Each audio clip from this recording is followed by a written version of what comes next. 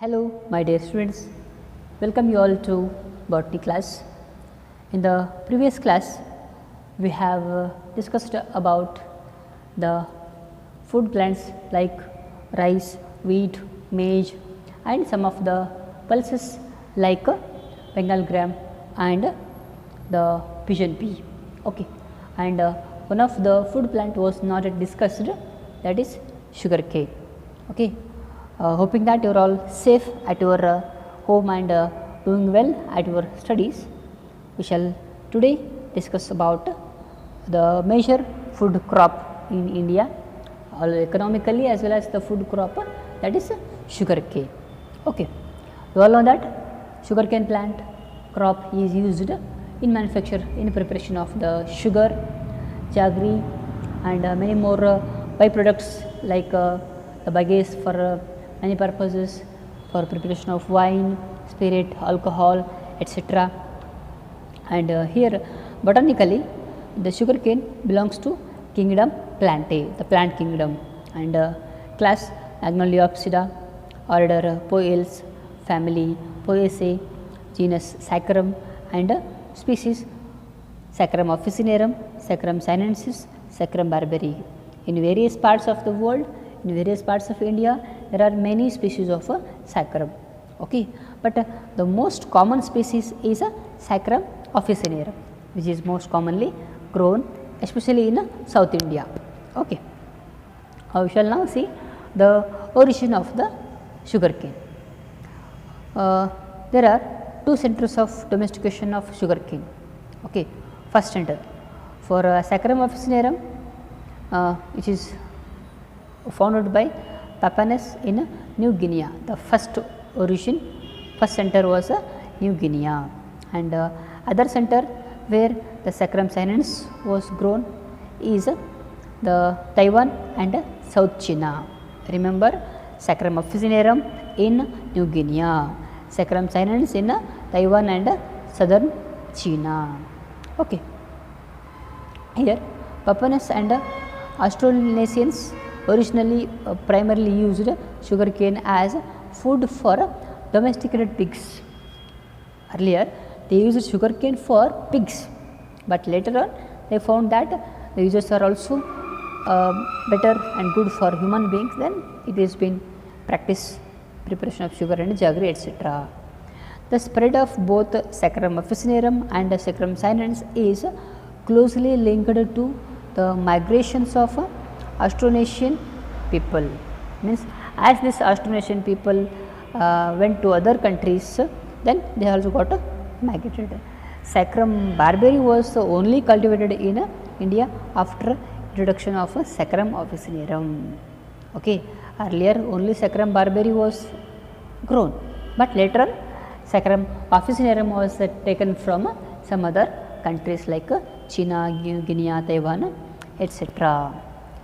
Looking at the distribution of the sugar cane, it is grown chiefly in many parts of the India, etc. like Uttar Pradesh, Bihar and mainly South India, especially the Coimbatore part and the Punjab, where there is abundant growth of sugar cane. And the Indo-Gangetic belt previously grew most thin canes like Saccharum barberi, jaswit. These are popularly known as Indian canes. Means earlier they used to grow only the species Saccharum barberi. Okay. And they have been extensively cultivated in the country for long time. For many years they used to grow Saccharum barberi species. And the Indian Institute of Sugarcane Research, IISR, Lucknow, an ICR institute dedicated working on sugarcane research and development. Means the IISR is even now working on development of new varieties of sugarcane, so that the farmers can get better yield in sugarcane crop. And sugarcane breeding institute is at Coimbatore. Means in Coimbatore there is a sugarcane breeding institute, means there is a crossing between two different species, two different breeds, so as to get better variety, better breeds, so that the farmers should get a better yield. Okay. Looking at the morphology of the plant, here the sugarcane is a large tropical grass that produces multiple stems or culms. The stem is called culm, that is a unbranched stem with nodes and internodes is called culm. Okay, remember the word culm, and each of which consists of a series of nodes separated by internodes, means every stem is having nodes and internodes. And leaves of sugarcane consist of a leaf blade and a leaf sheath. Leaf base is a sheathing over the internodes. The leaf sheath completely covers the internode and usually hairy on the outside. The leaf sheath or the leaf is having small hairs on the outer side, and it is dark green in color. The leaf is a dark green in color. And here the sugarcane has fibrous roots. Fibrous roots, remember, means the primary root is temporary. In the place of primary root, many fiber like roots arise at the same point, just away from the radicle, just other than radicle. They are called fibrous roots. Okay. So, the fibrous roots origin at the same place, but fibrous roots are of two types. One is set roots and shoot roots. Set roots are produced from the root primordia, means at the lower side. After planting and covering, the canes sets from the soil, means bunch of roots will be arising from the base. Okay. But the shoot roots will grow on the lower internodes. For example, stilt roots, remember stilt roots, which grow on the lower nodes so as to give mechanical support for the plant. Okay. It balances the plant by reaching the ground on all the sides towards the soil. Okay.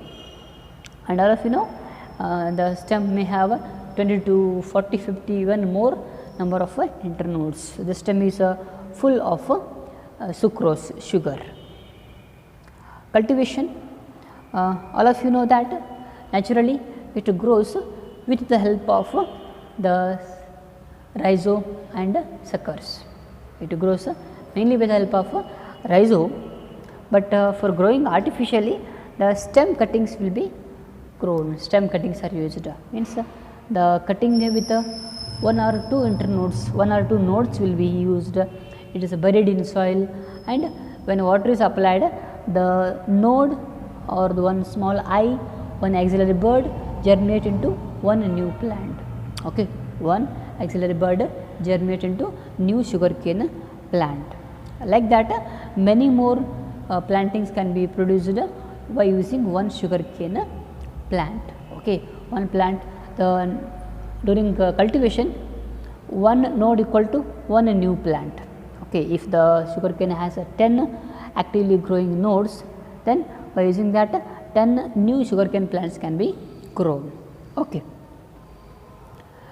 Here you can see the sugarcane plant with respect to fibrous roots at the base, very long unbranched stem which is called culm, and the dark green leaves at the top.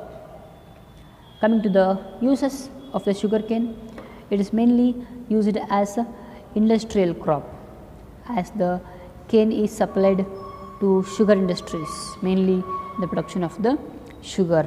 By extracting the juice, by boiling the juice, or by adding some chemicals, it can be formed into the sugar, right. And sugarcane provides juice. The juice is used in making sugar and jaggery, which is also called gur. And during production of the sugar and jaggery, there are many more byproducts. These byproducts have other uses. Firstly, bagasse and molasses. Bagasse is nothing but crushed cane fibers, means the cane fibers from which the juice has been extracted. Okay. It is used for the purpose of fuel as well as the fiber and the fiber board papers, plastics and for fuel, means mainly as a fuel purpose, also to prepare the cardboards, and in a paper industry it is being used. The second byproduct molasses is having a more uses in a distilleries or a brewery industries in the manufacture of ethyl alcohol, butyl alcohol, citric acid, etc. and many products of alcohol like rum is the best portable spirit made from molasses, and molasses also used as an additive to feed for livestock. Okay, means the plants are used, the livestock like cattle will consume the sugarcane waste, etc., mainly the molasses, right. These are some of the applications of sugarcane and uses of sugarcane. Okay. Also it has been used for fodder for the cattle, and its remains will be a good manure in alkaline and saline soils for growing many other crops other than sugarcane. Okay. This is enough for this class. We shall see next crop, next economic product of the plant in the next class. Till that, keep learning. Take care. Bye bye.